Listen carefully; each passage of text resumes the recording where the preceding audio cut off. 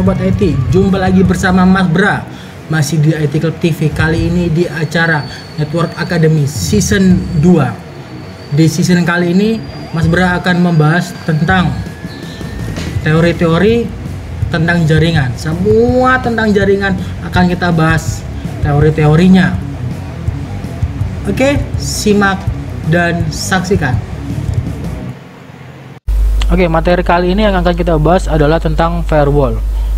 Mungkin kita juga sering mendengar orang mengatakan firewall melindungi komputer mereka dari serangan web dan hacker atau situs web tertentu telah diblokir oleh firewall di tempat kerja mereka. Untuk mengetahui apa sebenarnya firewall dan bagaimana cara kerjanya, kita akan membahas bersama. Firewall biasanya dilambangkan dalam bentuk dinding api. Nah, secara umum atau secara awamnya firewall itu apa sih?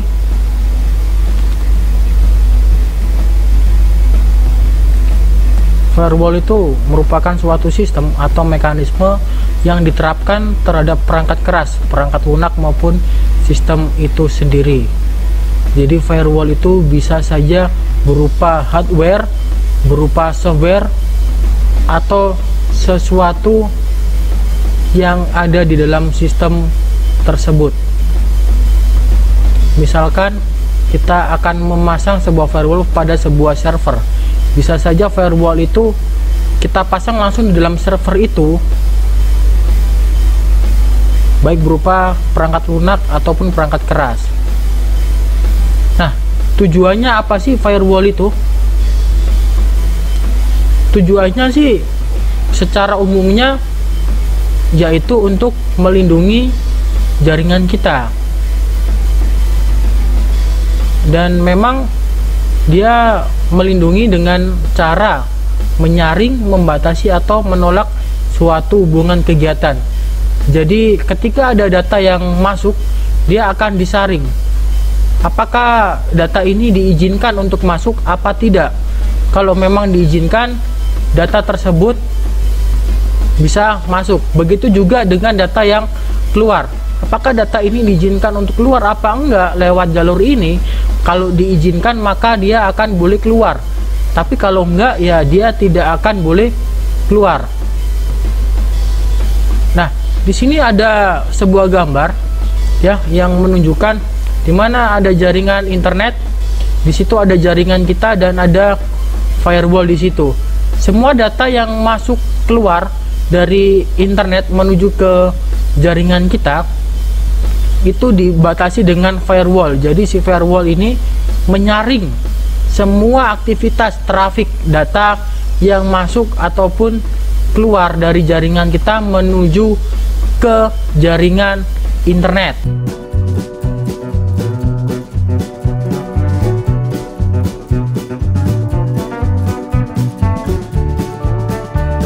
Pada dasarnya merupakan penghalang antar komputer Anda dan internet. Firewall bisa diibaratkan sebagai penjaga keamanan yang berdiri di pintu masuk rumah Anda dan menyaring pengunjung yang datang ke tempat Anda. Dia mungkin menyaring beberapa pengunjung untuk masuk, sementara menolak orang lain yang dianggap sebagai penyusup yang nantinya membuat keributan. Begitu pula dengan firewall yang akan menyaring sebuah paket data yang akan masuk ke jaringan Anda, apakah paket tersebut diizinkan atau ditolak. Cara kerjanya seperti ini. Di sini saya memiliki sebuah gambar di mana ada sebuah jaringan pada sebuah perusahaan yang terhubung ke internet dengan dilindungi oleh firewall. Ketika ada paket datang yang masuk ke jaringan tersebut melalui inbound traffic untuk mengakses sebuah server yang ada di jaringan tersebut, firewall akan membaca informasi yang terdapat pada paket tersebut dan memutuskan paket tersebut untuk diizinkan atau diblokir. Bila diizinkan, maka paket akan diteruskan ke tujuan melalui auto reject traffic path. Bila paket ditolak, maka paket tersebut akan dibuang keluar melalui an auto reject traffic is reject. Pada prinsipnya, semakin aman maka proses pengiriman semakin ribet, dan semakin tidak aman maka proses pengiriman data semakin simpel. Contohnya seperti ini.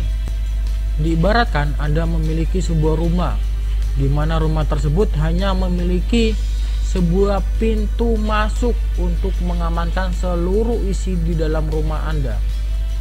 Bila Anda atau siapapun itu yang ingin masuk ke rumah tersebut, tentunya hanya membutuhkan sebuah kunci saja untuk membuka sebuah pintu tersebut. Sangat simpel kan? Nah, bila ada penyusup yang ingin masuk ke rumah Anda, tentunya penyusup tersebut tidak memiliki kunci tersebut. Kunci dimana untuk membuka sebuah pintu tersebut. Maka yang dia lakukan adalah dia cukup mendobrak sebuah pintu tersebut dengan mudahnya hingga dapat masuk ke dalam rumah. Sehingga seluruh isi di dalam rumah Anda berhasil dia kuras semuanya. Berbeda ketika Anda memiliki sebuah rumah di mana juga terdapat sebuah pagar di rumah tersebut, sehingga selain pintu masuk, Anda juga memiliki pagar untuk mengamankan isi di dalam rumah Anda. Bila ada yang ingin masuk ke rumah Anda, tentunya membutuhkan dua buah kunci, kunci pintu pagar dan kunci pintu rumah Anda. Bila penyusup yang ingin masuk, tentunya dia tidak memiliki kunci-kunci tersebut, sehingga dia perlu usaha untuk memanjat pagar, karena untuk mendobraknya jelas tidak mampu ya, karena pagarnya pagar besi dan segede gaban. Bila dia berhasil memanjat, maka dia masih harus mendobrak pintu tersebut. Nah, dari gambaran ini dapat disimpulkan, semakin banyak aturan yang kita buat pada firewall untuk masuk ke jaringan kita, maka semakin aman dan tentunya semakin ribet karena harus melewati beberapa proses pengamanan. Nah, dalam proses pengamanan sebuah jaringan, tentunya si firewall ini sendiri pastinya memiliki beberapa metode. Metode yang pertama pada firewall adalah packet filtering, di mana metode ini akan menganalisis paket dan dibandingkan dengan filter. Filter paket memiliki aturan dengan tindakan menerima atau menolak paket. Tentunya filter ini dibuat atau dikonfigurasi oleh seorang administrator dari firewall itu sendiri. Cara kerjanya seperti ini. Bila ada paket yang datang, maka paket tersebut akan dianalisis dengan membandingkan isi paket dengan filter yang ada. Bila paket diterima, maka paket akan dapat menjangkau ke tujuan.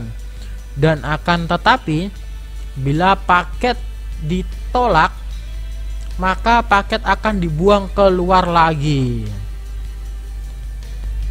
Nah, metode selanjutnya adalah stateful inspection. Ini adalah metode baru yang tidak menganalisis isi paket. Akan tetapi metode ini akan membandingkan aspek kunci tertentu yang ada di dalam database sumber paket terpercaya.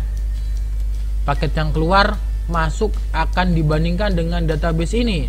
Jika hasilnya adalah perbandingan wajar, maka diizinkan melanjutkan perjalanan dan paket akan dikirimkan ke tujuan. Akan tetapi, bila perbandingan tidak wajar, maka paket akan dibuang keluar lagi.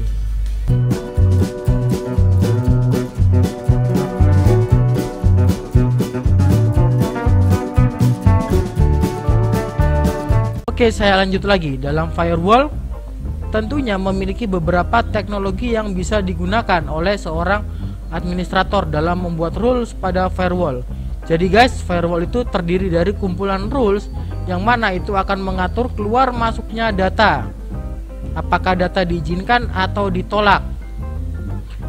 Baik, teknologi firewall yang pertama adalah service control,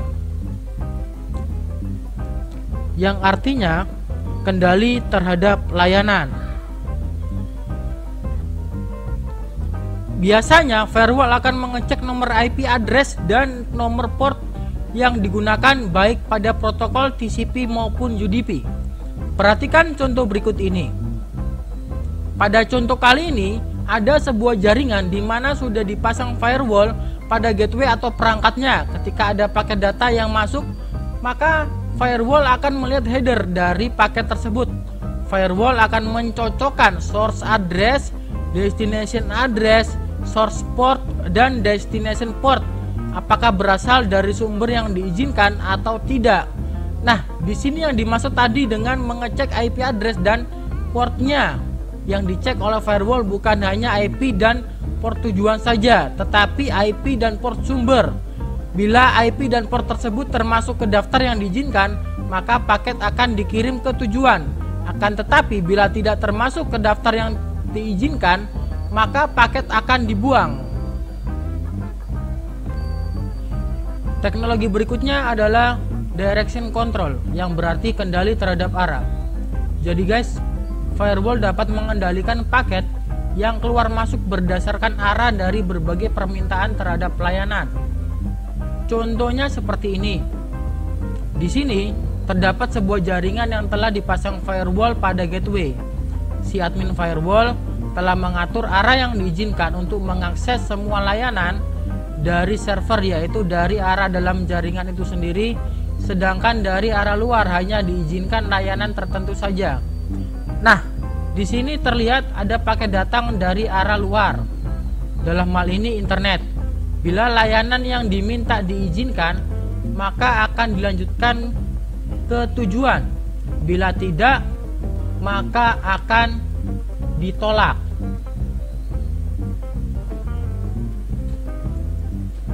Selanjutnya, ada paket datang dari arah dalam. Maka apapun layanan yang diminta, paket dapat mengakses tujuan. Teknologi berikutnya adalah user control, yang berarti kendali terhadap pengguna. Dalam hal ini, ada pengguna yang tidak dapat menjalankan suatu layanan karena pengguna tersebut tidak diizinkan melewati firewall. Sedangkan pengguna yang dapat menjalankan suatu layanan adalah pengguna yang diizinkan melewati firewall. Biasanya, teknologi ini membatasi pengguna dari jaringan lokal dalam mengakses keluar. Contohnya seperti ini. Ada sebuah jaringan di mana telah dipasang firewall di gateway. Terlihat di sini ada paket data yang ingin mengirim data keluar. Paket tersebut diteruskan keluar karena pengguna tersebut termasuk daftar yang diizinkan. Nah, akan tetapi paket akan dikembalikan lagi ke pengguna karena pengguna tidak termasuk yang diizinkan. Teknologi berikutnya atau yang terakhir adalah behavior control, yang berarti kendali terhadap perilaku. Dalam hal ini adalah seberapa banyak layanan itu digunakan. Misalnya, firewall dapat menyaring email untuk menanggulangi spam. Contohnya seperti ini. Ada sebuah jaringan dengan layanan email. Nah, terlihat ada email masuk dari jaringan luar, dalam hal ini internet. Email pertama diizinkan masuk. Akan tetapi email berikutnya ditolak. Hal ini disebabkan karena email tersebut dianggap spam oleh firewall karena kedatangannya berulang dengan isi yang sama.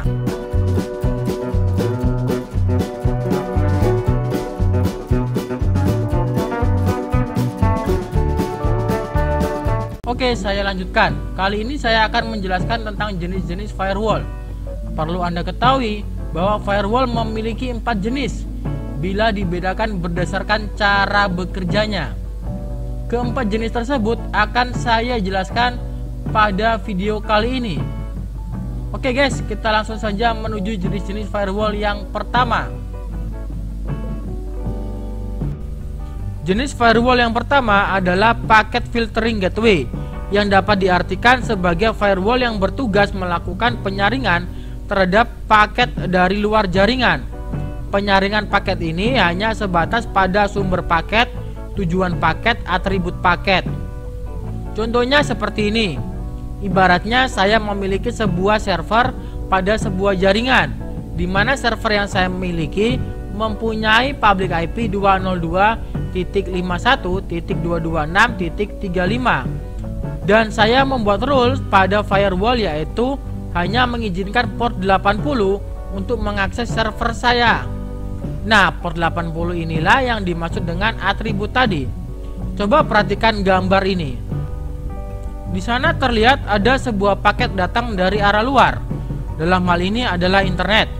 Ketika firewall melihat tujuan paket tersebut ke IP server saya dan port tujuan adalah port 80, maka firewall mengizinkan paket tersebut untuk mengakses server saya. Dan firewall meneruskan paket tersebut ke server saya. Nah, akan tetapi ketika ada sebuah paket datang dari arah luar dan firewall melihat paket tersebut menuju IP server saya di mana port tujuannya adalah port 23, maka firewall akan menolak paket tersebut menuju server saya sehingga paket tersebut akan dibuang keluar. Bila kita lihat dari sisi arsitektur TCP/IP layer, firewall ini akan bekerja pada layer internet. Firewall demikian biasanya merupakan bagian suatu router firewall, perangkat lunak yang dapat digunakan untuk menerapkan paket filtering, diantaranya adalah IP tables dan IPFW. Sekarang kita menuju firewall yang kedua, yaitu application layer gateway. Model firewall ini dapat pula disebut proxy firewall, sehingga paket tersebut tidak akan secara langsung sampai ke server tujuan, tetapi hanya sampai ke firewall. Seperti halnya terlihat pada gambar berikut ini. Terlihat ada paket datang dari arah luar, dalam hal ini internet. Maka paket tersebut seolah-olah berhasil mengakses server saya. Padahal paket tersebut hanya mengakses firewall. Hal ini disebabkan karena firewall lah yang mengakses server saya dengan cara membuka koneksi ke server saya hingga mencapai isi atau konten dari server saya. Bila kita lihat dari sisi TCP/IP layer, firewall jenis ini akan melakukan filter pada layer aplikasi. Baiklah, sekarang kita menuju ke jenis firewall yang ketiga, yaitu circuit layer gateway. Firewall pada jenis ini akan melakukan pengawasan terhadap awal hubungan ke server, yang biasanya disebut dengan three-way handshake, yang berarti 3 kali jabat tangan. Ini merupakan suatu proses di mana sesi hubungan suatu proses pengiriman data diperbolehkan atau tidak. Perhatikan gambar berikut ini. Terlihat ada seseorang dari arah luar, dalam hal ini internet, mencoba mengakses server saya. Bila firewall mengizinkan orang tersebut untuk mengakses server saya, maka paket akan dikirim ke server saya. Kemudian server saya mengirimkan balasan bahwa dia sudah bisa berkomunikasi ke server saya, sehingga orang tersebut sudah bisa melakukan proses menerima dan mengirim data ke server saya. Nah, akan tetapi bila firewall tidak mengizinkan, maka paket akan ditolak. Bila kita lihat pada TCP/IP layer, firewall jenis ini bekerja pada bagian transport layer. Bentuknya hampir sama dengan application layer gateway, tetapi bagian yang difilter terhadap lapisan ini berbeda, yaitu pada layer transport. Nah, akhirnya kita sampai pada jenis firewall yang keempat atau yang terakhir, yaitu stateful multilayer inspection firewall. Firewall jenis ini merupakan penggabungan dari ketiga firewall sebelumnya. Bila firewall sebelumnya hanya bekerja pada satu layer tertentu saja, firewall jenis ini bekerja pada 3 layer sekaligus dengan cara menggabungkan ketiga model firewall, yaitu packet filter gateway, application layer gateway, dan circuit layer gateway. Perhatikan gambar berikut ini.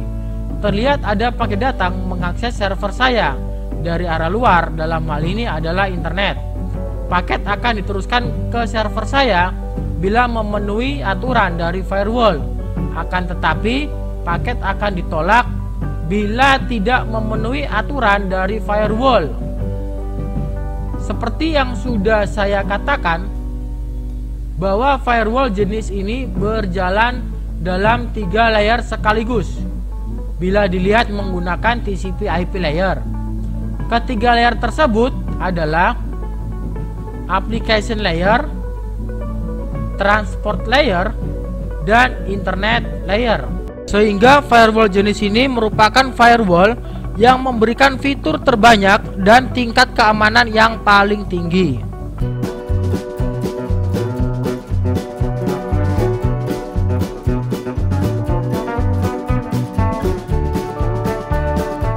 Baiklah, sekarang akan saya lanjutkan. Perlu Anda ketahui bahwa firewall memiliki beberapa karakteristik yang akan saya jelaskan pada episode kali ini. Hal ini penting Anda ketahui agar Anda dapat menggunakan firewall dengan bijak dan sesuai kebutuhan pada jaringan Anda. Agar tidak berlama-lama, langsung saja kita menuju karakteristik firewall yang pertama.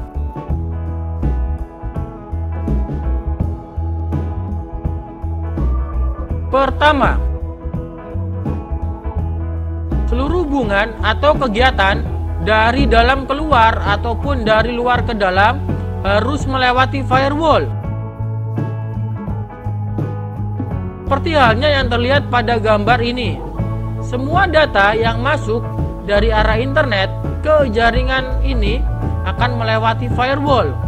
Begitu pula yang terjadi pada data yang keluar menuju internet dari arah jaringan ini. Nah, hal ini dapat dilakukan dengan cara memblokir atau membatasi secara fisik semua akses terhadap jaringan lokal kecuali melewati firewall. Oke, sekarang kita menuju ke karakteristik firewall yang kedua.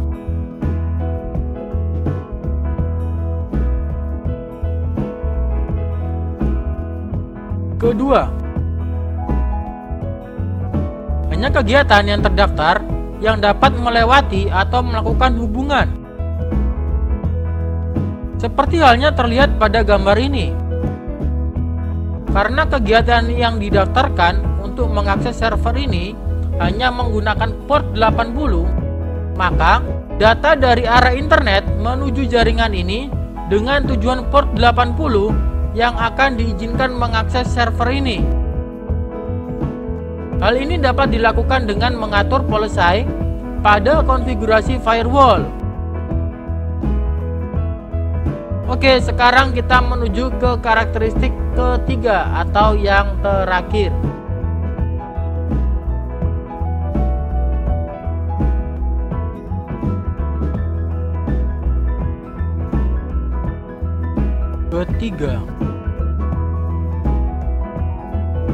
Firewall itu sendiri haruslah kebal atau relatif kuat dari serangan. Artinya, sistem yang digunakan dapat dipercaya dan sistem operasinya relatif aman. Sehingga, ketika ada hacker mencoba menyerang server kita, akan dihalangi oleh firewall. Dan tentunya, firewall tidak mudah dijebol oleh si hacker.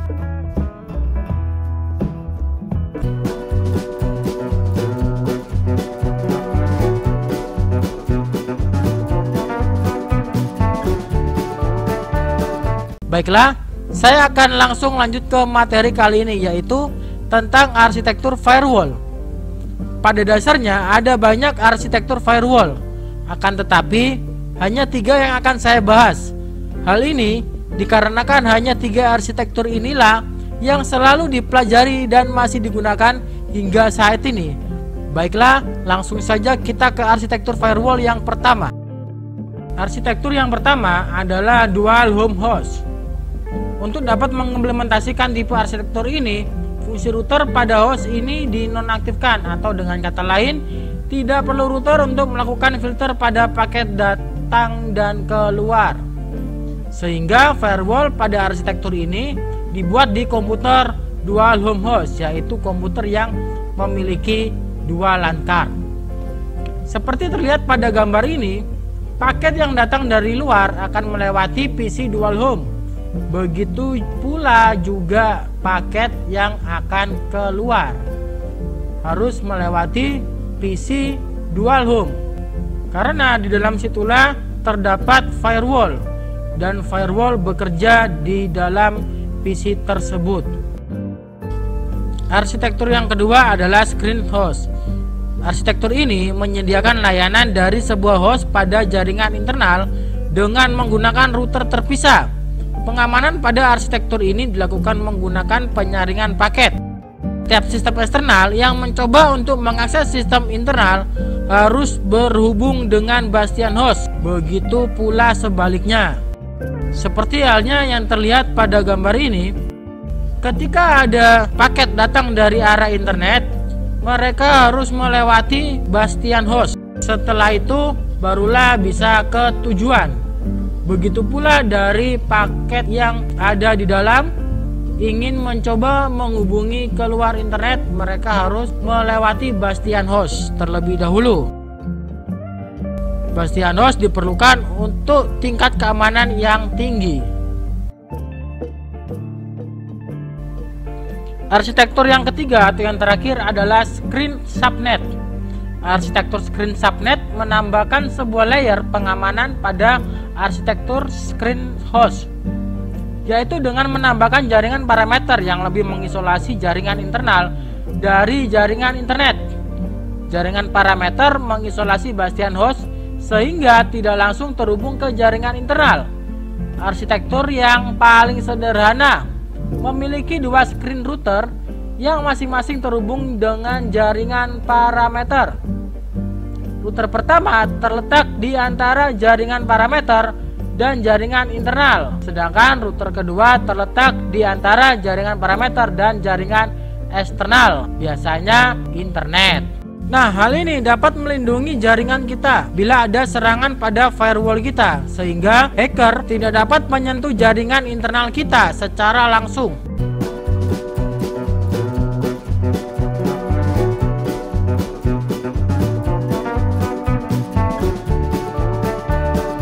Oke, saya langsung lanjut saja untuk menyingkat waktu.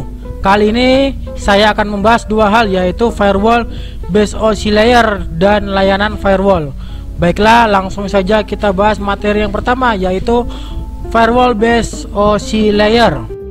Jadi ada tipe firewall yang memiliki hubungan dengan OC layer.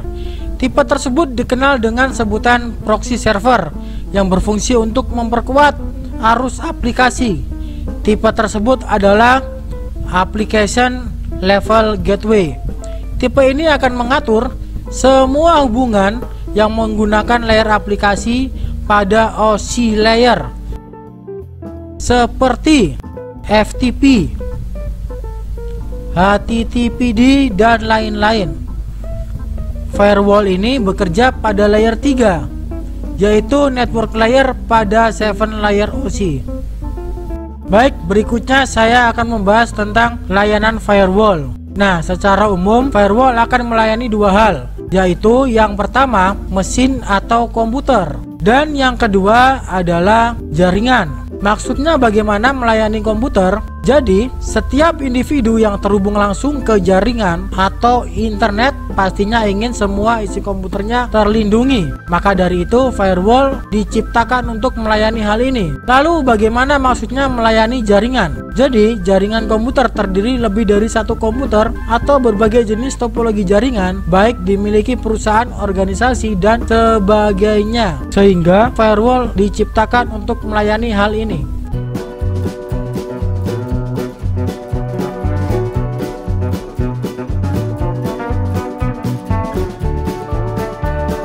Baiklah, langsung saja saya bahas materi kali ini, yaitu tentang firewall policy. Jadi, firewall itu sendiri memiliki beberapa aturan untuk melindungi jaringan komputer yang akan saya jabarkan dalam 5 poin berikut ini. Yang pertama adalah sebagai pos keamanan jaringan. Nah, yang dimaksud sebagai pos keamanan jaringan yaitu semua lalu lintas yang masuk atau keluar jaringan harus melalui firewall sebagai pos keamanan yang akan melakukan pemeriksaan, sehingga setiap terjadi lalu lintas, firewall akan berusaha menyaring agar lalu lintas sesuai dengan keamanan yang telah ditentukan. Poin yang kedua yaitu mencegah informasi berharga bocor.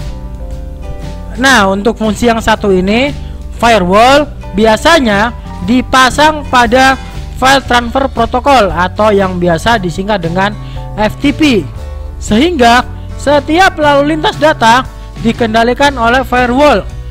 Dalam hal ini, firewall bermanfaat untuk mencegah pengguna dalam jaringan tersebut mengirim file berharga yang sifatnya rahasia kepada pihak lain. Poin yang ketiga adalah mencatat aktivitas pengguna. Nah, yang dimaksud dalam hal ini adalah setiap pengguna jaringan yang akan mengirim atau menerima data pastinya akan melewati firewall. Nah, pada saat itu pula firewall akan mencatat semua aktivitas tersebut ke dalam sebuah dokumen yang diberi nama dengan log file, di mana file catatan tersebut dapat dibuka di kemudian hari untuk digunakan mengembangkan sistem keamanan pada jaringan tersebut. Dalam hal ini, firewall mampu mengakses data log sekaligus menyediakan statistik mengenai penggunaan jaringan tersebut. Poin yang keempat yaitu memodifikasi paket data yang datang. Hal ini dikenal juga dengan istilah Network Address Translation atau yang biasa disingkat dengan NAT. NAT digunakan untuk menyembunyikan IP address sehingga para pengguna dapat mengakses internet hanya dengan menggunakan sebuah IP public saja. Fungsi ini sering disebut pula dengan IP masquerading.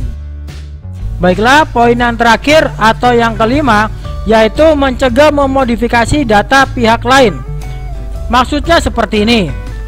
Misal dalam urusan bisnis, untuk informasi laporan keuangan, spesifikasi produk, dan lainnya yang menjadi rahasia perusahaan dan akan berdampak negatif jika diketahui oleh pihak lain. Nah, di sini firewall mencegah pihak lain untuk memodifikasi data-data tersebut agar tetap berada dalam keadaan aman.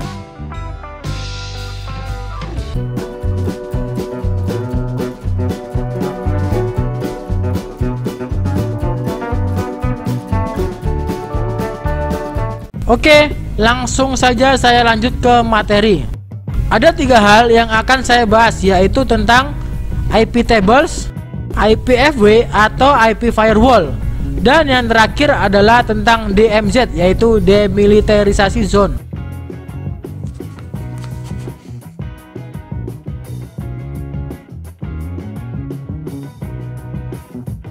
IP tables adalah tools atau software yang digunakan pada sistem operasi Linux dan berfungsi sebagai alat untuk melakukan penyaringan atau filter terhadap lalu lintas atau traffic data dalam suatu server. Nah, secara sederhana IP tables digambarkan sebagai pengatur lalu lintas data. Inti IP tables adalah suatu sistem yang membatasi lalu lintas keluar dan masuk ataupun sekedar mengawasi lalu lintas yang melewati komputer kita. Dalam hal ini adalah server, karena IP tables lebih sering diletakkan pada sebuah server untuk melindungi traffic atau lalu lintas data pada server tersebut.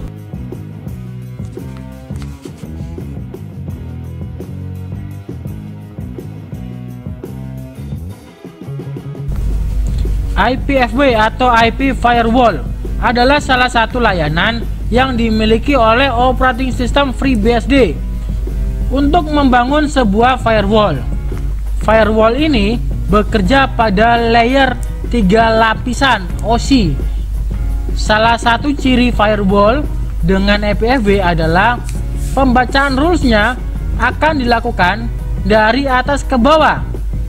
Apabila ada lalu lintas yang sudah sesuai dengan rules firewall di bagian atas, maka sistem akan mengeksekusi tanpa membaca atau membandingkan dengan rules di baris berikutnya. Kemudian, bagaimana cara membangun firewall ini? Untuk mengaktifkan IPFW, tentunya kernel FreeBSD harus support IPFW.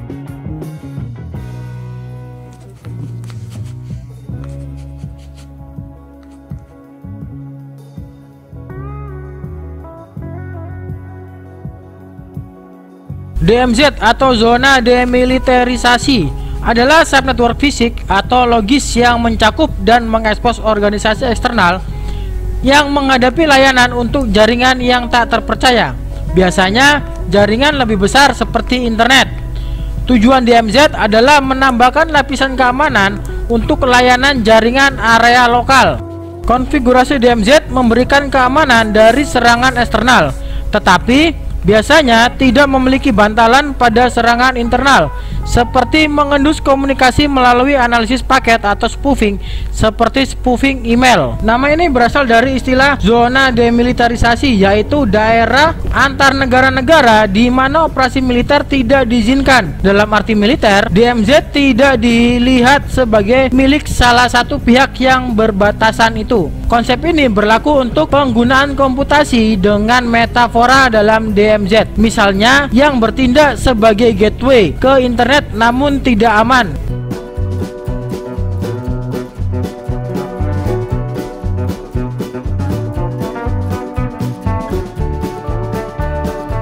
Oke, langsung saja saya ke materi pembahasan kita. Jadi, ada 3 hal yang akan saya bahas kali ini, yaitu yang pertama tentang tunnels, yang kedua tentang IPsec atau IP security, dan yang terakhir adalah tentang IDS atau Intrusion Detection System.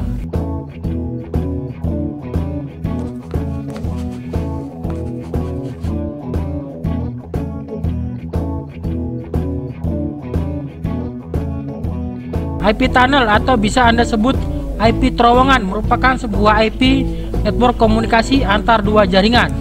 Dengan adanya IP tunnel, kita bisa bergabung dengan network lain. Secara tidak langsung, kita membuat terowongan sendiri untuk menggabungkan network kita. Jika IP tunnel berhasil, maka sudah tidak ada lagi sebutan jarak yang memisahkan kita, karena walau jauh, kita serasa satu network.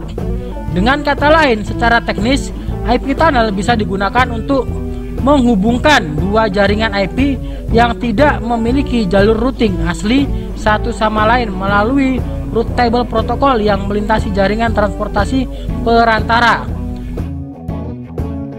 IPsec atau merupakan singkatan dari IP security dan merupakan suatu protokol yang digunakan untuk melakukan pertukaran paket data pada layer IP secara aman. IPsec menyediakan 2 jenis mode enkripsi, yaitu mode transport dan mode tunnel.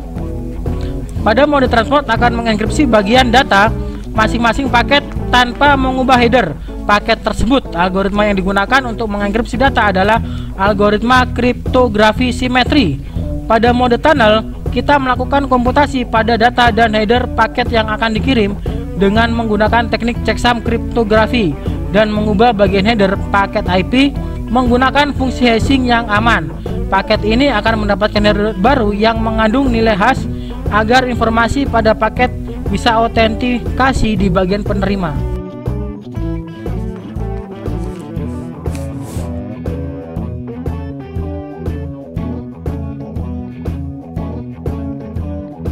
IDS atau Intrusion Detection System digunakan untuk mendeteksi aktivitas yang mencurigakan dalam suatu sistem atau jaringan.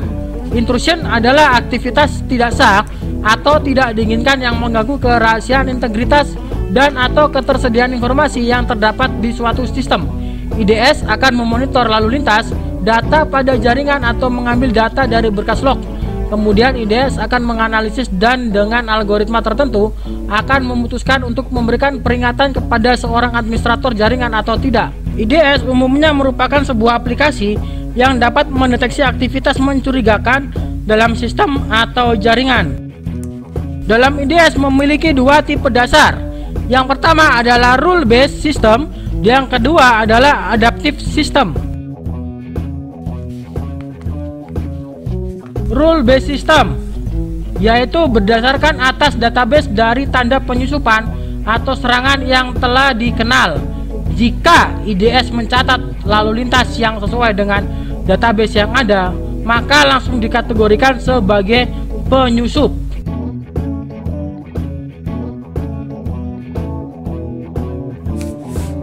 Nah, sedangkan adaptive system mempergunakan metode yang lebih canggih dari rule based system.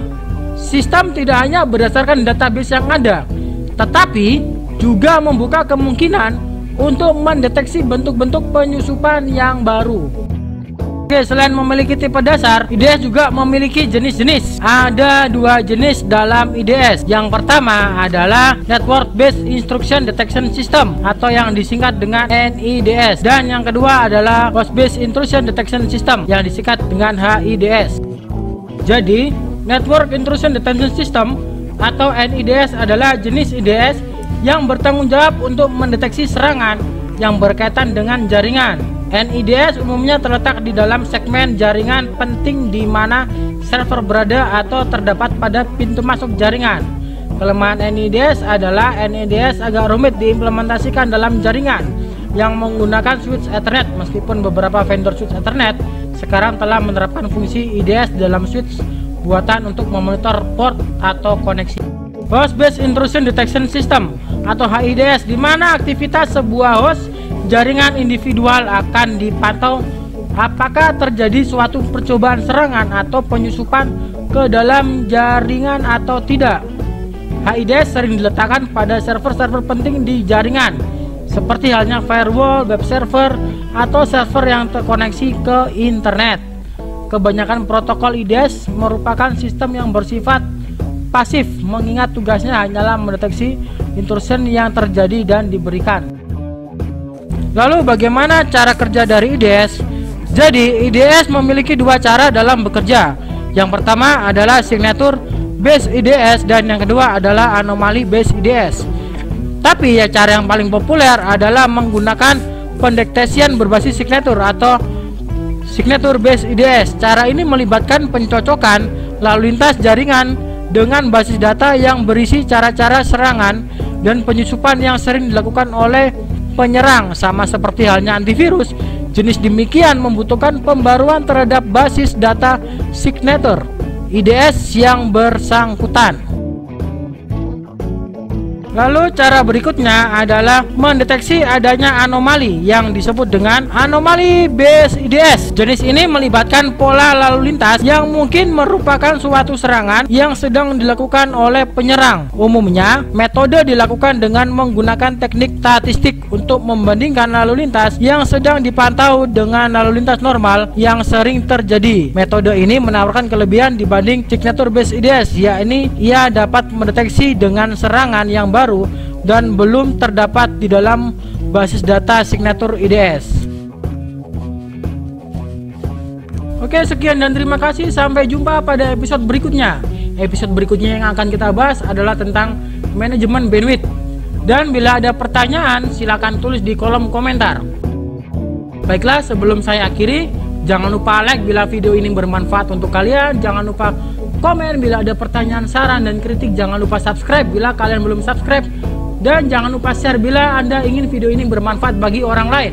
Akhir kata saya ucapkan, wassalamualaikum warahmatullahi wabarakatuh.